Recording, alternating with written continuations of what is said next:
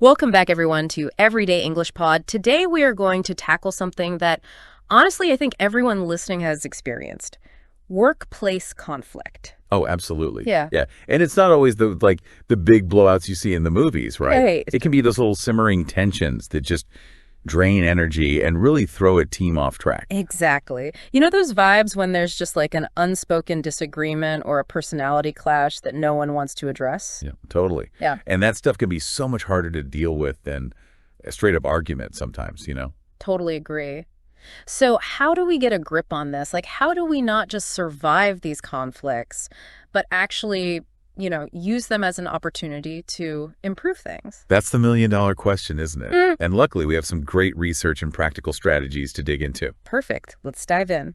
One of the things that jumps out right away is this idea of tackling conflict head-on early on, before things get too heated. Yeah. Makes sense when you think about it. A tiny spark is a lot easier to deal with than a full-blown fire. Yeah. Right? Absolutely.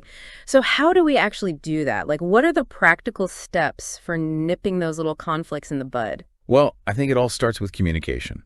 Like, really making time for those conversations where everyone can share their side of the story without getting interrupted or shut down. Right. It's got to be a safe space. Right. Absolutely. If people are worried about being judged or punished for speaking up, you're never going to get to the root of the problem. Totally. So it's not just about talking. It's about creating the right kind of environment for those conversations. Exactly. It's about building what they call psychological safety, so that people feel comfortable being honest, even if their opinions are different or, maybe a little controversial. Okay, so let's say you've got that safe space, right? People feel comfortable speaking up. What then? Then it's about getting specific. Okay, what exactly is causing the tension? And even more importantly, what can we do to fix it? So brainstorming concrete solutions together. Precisely. And having a structured approach to those conversations can be super helpful. Like a set agenda or some ground rules. It just keeps things focused and prevents them from turning into like a blame fest. Right. Makes sense. Now, what about active listening? I feel like that gets thrown around a lot, but what does it actually look like in practice? Yeah, it's more than just like nodding your head and pretending to pay attention. Right. It's about really absorbing what the other person is saying and reflecting it back to them. Like, okay, I hear you. You're saying you feel frustrated because of X, Y, Z. Gotcha. So it's like confirming that you understand their perspective before jumping in with your own 2 cents. Exactly. And that can go a long way in diffusing tension and making people feel heard. Totally. Now, what happens when, despite everyone's best intentions, things do get heated? I mean, emotions are involved, right? Right. And sometimes you need a little outside help to navigate those rough waters. So like a mediator. Exactly. Yeah. A neutral third party who can help everyone stay calm and focused on finding a solution. And also make sure that no one feels ganged up on or, like their perspective isn't being considered. Yeah, that makes sense. Okay, so you've talked it out. You've come to some kind of agreement. Is that the end of the story? Not quite. It's really important to document everything. Not in a gotcha kind of way, but just to have a clear record of what was discussed, what was agreed upon, and, who's responsible for what. Okay, so it's about accountability and transparency. Exactly. And those follow-up meetings are crucial too, to check in, see how things are going, make adjustments if needed. Gotcha. So it's not a one and done kind of thing. It's about consistently communicating and working together to make sure the solution is actually sticking. Precisely. And one thing we didn't touch on yet is the power of empathy. Really trying to understand where the other person is coming from. Yeah, putting yourself in their shoes, right? Exactly. And sometimes that can be tough, but it can really make a huge difference in how you approach conflict. It's hard to stay angry at someone when you understand why they're acting the way they are, right? Exactly. And there's some pretty cool ways to cultivate that empathy within a team, too, like rotating roles so people get a taste of what it's like to walk in each other's shoes. I like that. It kind of breaks down those silos and fosters a sense of shared understanding, right? Exactly. And another thing that can be really helpful is having clear written policies around conflict resolution. Okay, so like spelling out exactly what the process is for addressing these issues. Precisely. That way, everyone knows what to expect, who to go to, and, what kind of support is available. And those policies should be, easily accessible to everyone. Right. And they should be created with input from the employees, Right. Not just dictated from the top down. Absolutely.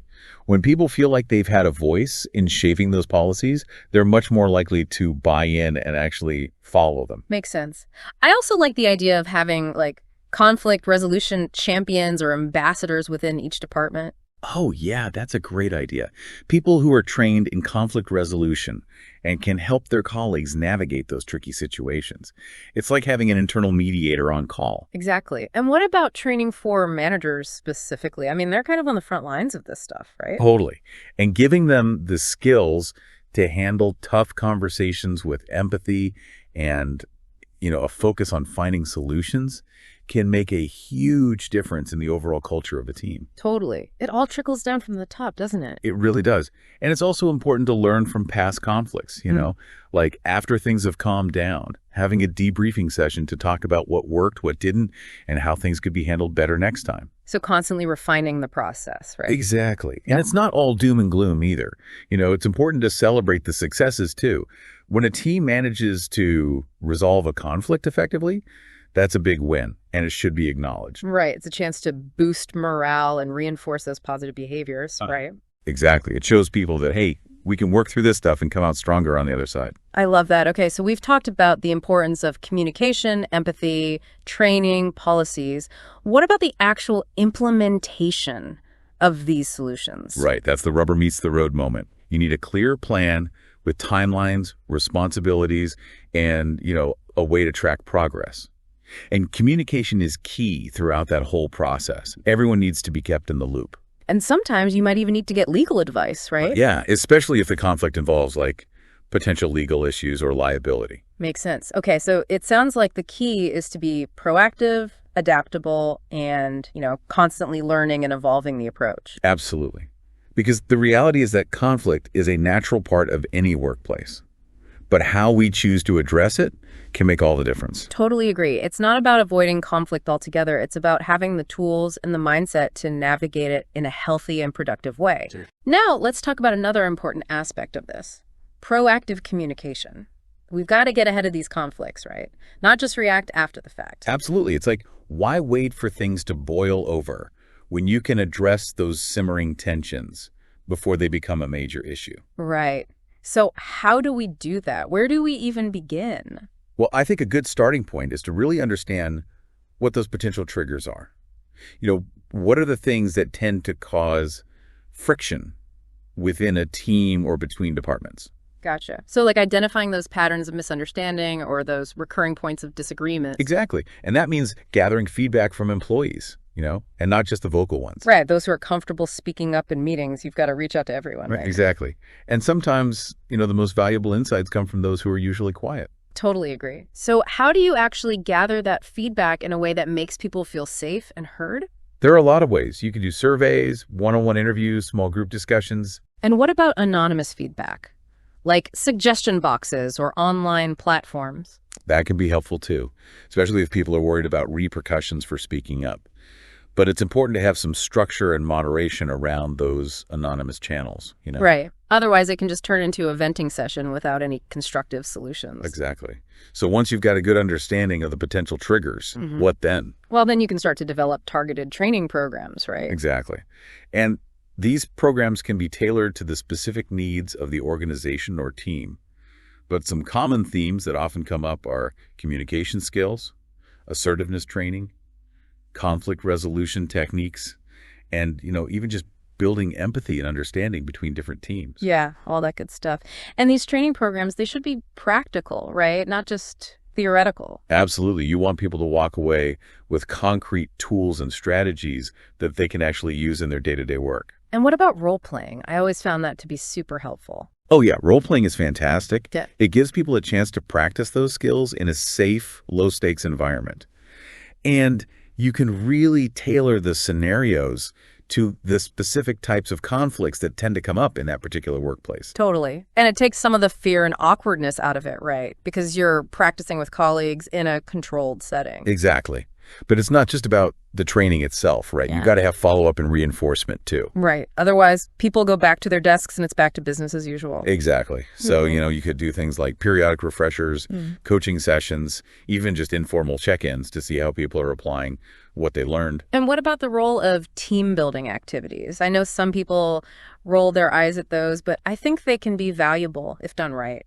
Oh, absolutely. When people have positive relationships with their colleagues, they're much more likely to handle disagreements in a constructive way. Right. Because there's already a foundation of trust and rapport, right? Yeah, exactly. It doesn't have to be anything fancy either. It could be something as simple as, a monthly team lunch or a volunteer day together. Just anything that helps people connect on a human level. Totally.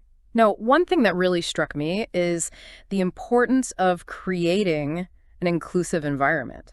How does that tie into conflict prevention?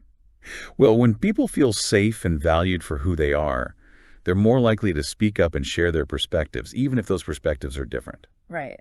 And that diversity of thought is so important, right? Absolutely.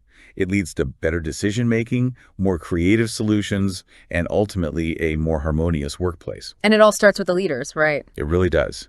Leaders need to model that inclusive behavior, be open to different perspectives, create space for everyone to be heard, and, address conflicts head on in a fair and respectful way.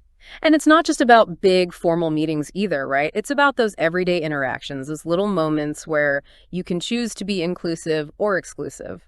Exactly. It's about the language you use, the way you listen, the people you include in conversations. It's all those little things that add up to a culture of inclusivity. Totally agree.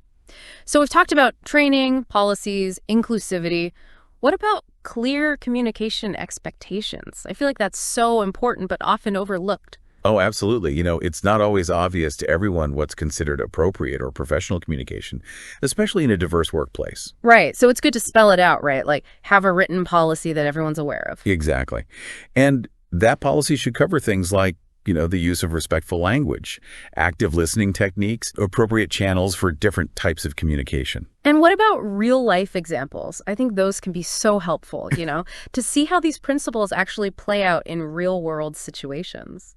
Totally agree. You could share stories of successful conflict resolution, highlight positive communication behaviors, even just have a regular feature in the company newsletter or on the intranet. Right, so that it becomes part of the culture, not just some abstract policy that's gathering dust on a shelf somewhere. Exactly. Yeah. And another thing that can be really helpful is to create a platform for anonymous feedback. Oh, yeah, like a suggestion box, but for communication issues. Exactly. Sometimes people are hesitant to speak up directly, especially if they're concerned about, repercussions of retaliation. Right, but they might be more comfortable sharing their thoughts anonymously. Exactly.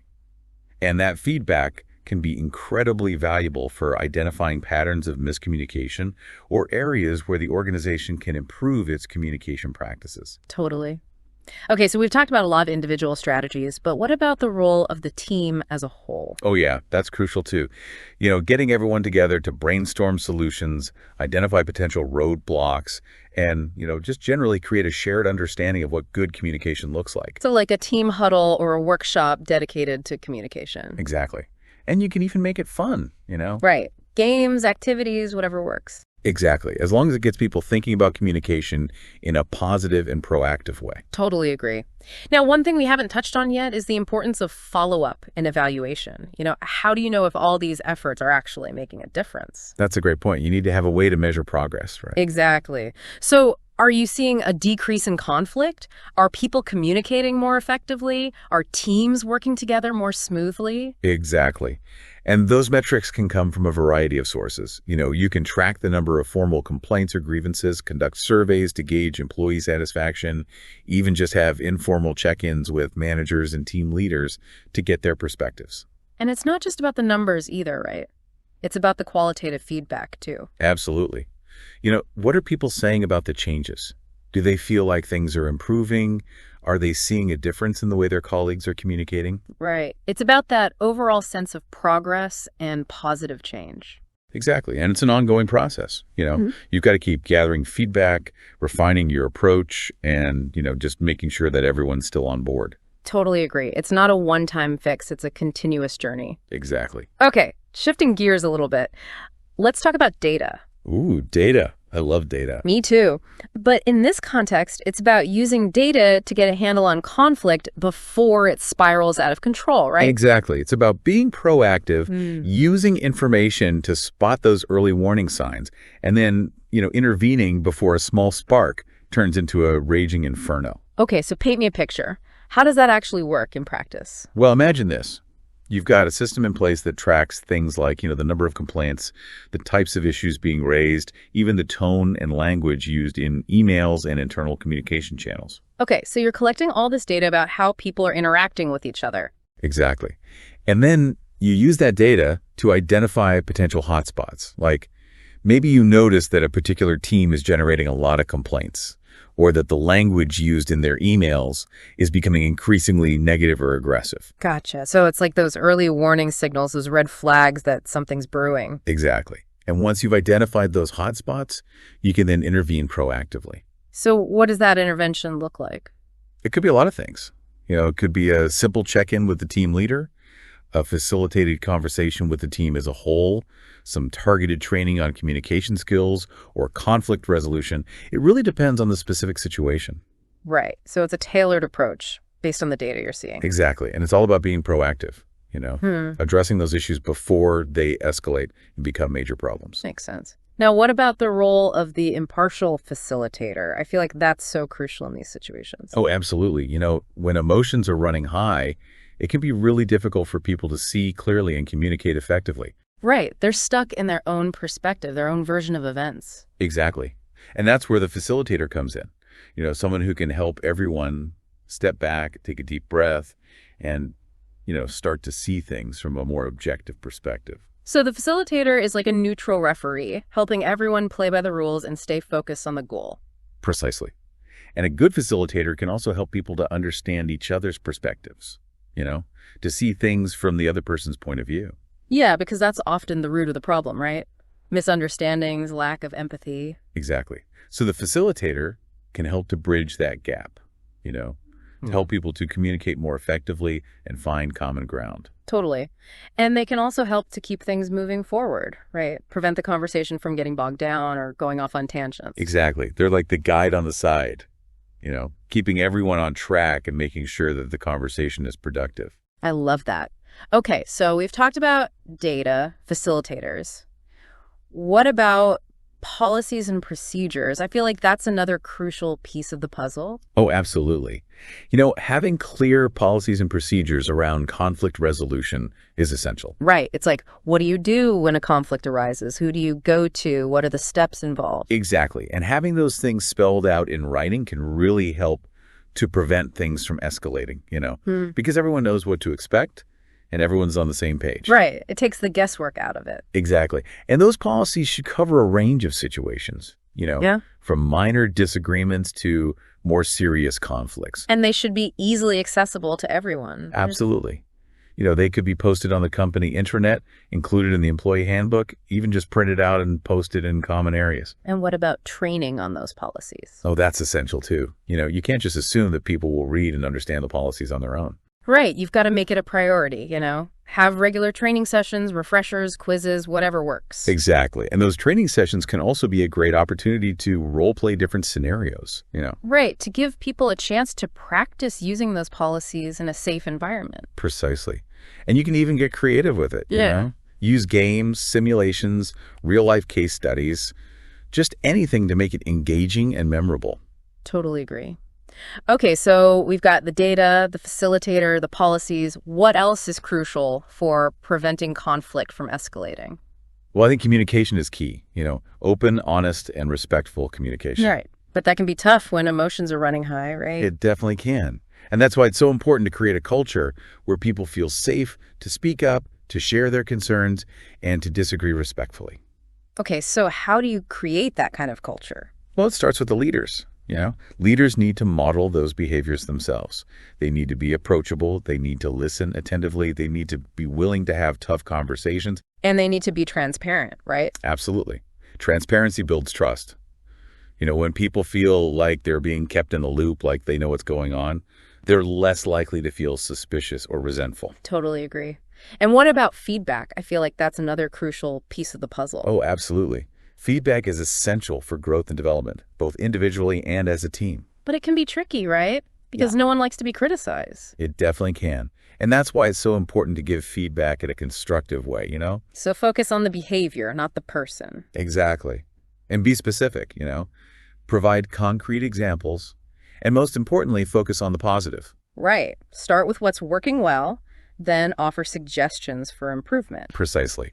And always be open to receiving feedback yourself, because no one's perfect and we can all learn and grow from each other's perspectives. Totally agree. Okay, so we've talked about communication, feedback, transparency. What else is important for creating a culture of conflict prevention? Well, I think it's also important to foster a sense of shared purpose and goals. Right, like we're Yeah. all in this together. Exactly. When people feel like they're working towards a common goal, they're less likely to see each other's competition. And more likely to collaborate and support each other, right? Precisely. And that can go a long way in preventing conflict. Totally agree. So it's not just about individual behaviors, it's about creating a positive and supportive work environment overall. Exactly. And that requires a multifaceted approach, Yeah. It's about communication, feedback, transparency, shared goals, and, just a general commitment to creating a workplace where everyone feels valued and respected. Okay, now let's talk about another crucial piece of this puzzle, mutual respect. It seems pretty basic, but why is it so vital for preventing those heated conflicts in the workplace? You're right, it does seem basic. But think about it. When people feel genuinely respected, they are less likely to get defensive, feel attacked, or shut down when disagreements arise. So it's like a buffer against those knee-jerk reactions that can escalate things quickly. Exactly. And remember, respect isn't just about being polite. It's about truly valuing each person's contributions, their unique perspective, and even their right to hold different opinions. Okay, so how do you create that kind of respectful environment? Because saying be respectful is not exactly a detailed action plan. Right, fair point. It starts with promoting genuine appreciation for each individual. We're not talking about empty praise, but highlighting specific instances where someone's work or ideas made a positive impact. So recognizing and valuing the unique skills and talents that each person brings to the table. Precisely. And making sure everyone feels heard during discussions.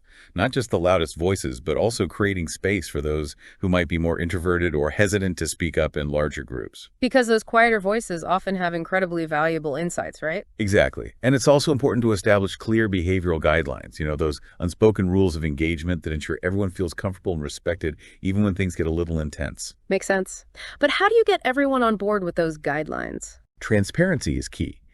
Openly discussing these expectations, involving employees and shaping them, and then consistently reinforcing them through, positive reinforcement when things are going well, and private constructive guidance when issues arise. So it's about creating a culture where everyone understands the rules of the game and feels empowered to address issues directly and respectfully. Precisely. And that includes things like praising positive behavior publicly and offering private guidance when issues arise.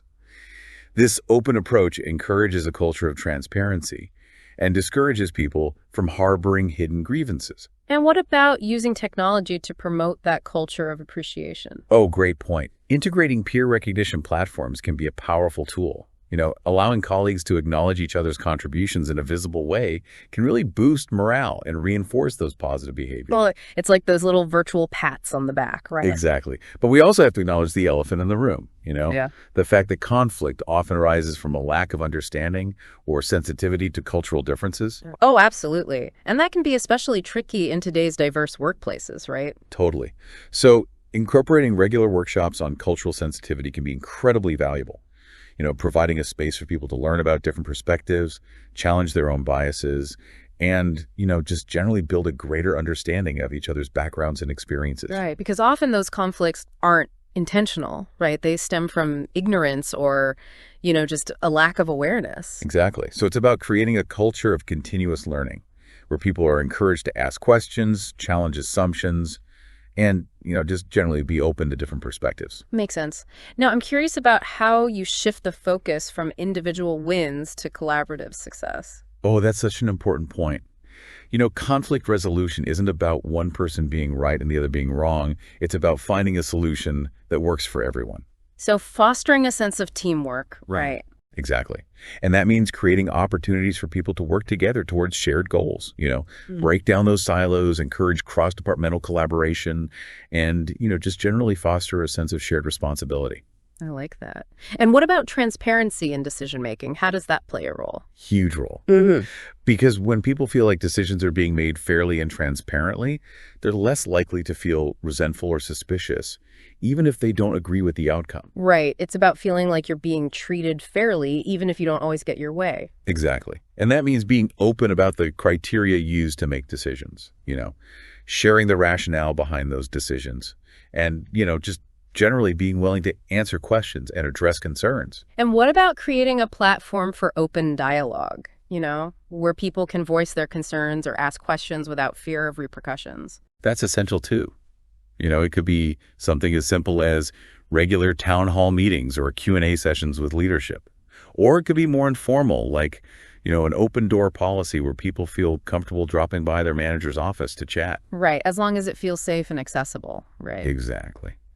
And it's also important to have clear guidelines around those conversations, Right, to make sure that things stay respectful and productive. Precisely. And remember, sometimes those conversations might get a little heated, but that's okay. Right. It's not about avoiding conflict altogether. It's about managing it in a healthy way. Exactly. And sometimes, a little bit of passionate debate can actually lead to better solutions. Totally agree. And what about the role of apologies? I feel like that's often overlooked, but so powerful. Oh, absolutely. A genuine apology can go a long way in repairing relationships and restoring trust. Right, because it shows that you're willing to take responsibility for your actions and that you value the other person's feelings. Exactly. Yeah. And it doesn't have to be a big formal thing either. Mm. Sometimes just a simple "I'm sorry" can make a world of difference. Totally agree.